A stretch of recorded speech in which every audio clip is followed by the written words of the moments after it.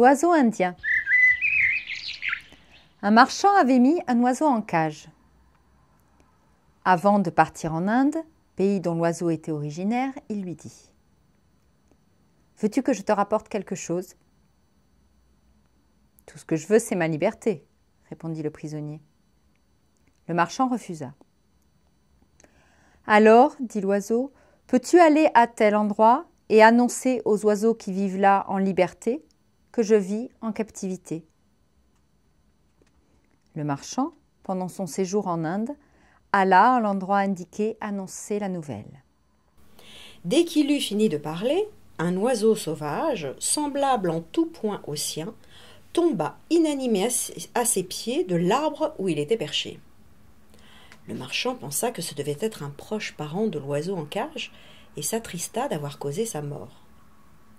Quand il fut de retour, l'oiseau captif lui demanda s'il apportait de bonnes nouvelles.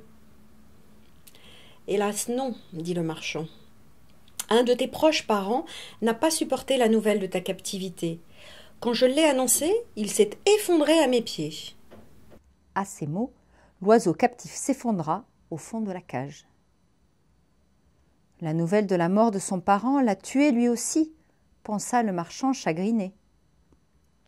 Il le prit et le posa sur le rebord de la fenêtre. L'oiseau revint aussitôt à la vie et alla se percher sur une branche. « Tu sais maintenant, dit-il au marchand, que ce que tu pensais être un malheur était en réalité pour moi une bonne nouvelle. C'est par toi, mon ravisseur, que le message a été transmis. C'est par ton intermédiaire que m'a été indiqué le moyen de me libérer. » L'oiseau s'envola à tire-d'aile, enfin libre. Et je vais faire un commentaire.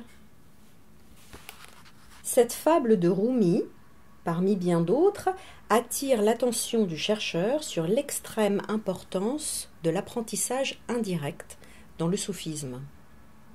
Les imitateurs et les enseignements conçus pour s'accorder avec le pensée conventionnel, en Orient comme en Occident d'ailleurs, préfèrent en général mettre l'accent sur le système et le programme plutôt que sur la totalité de l'expérience vécue.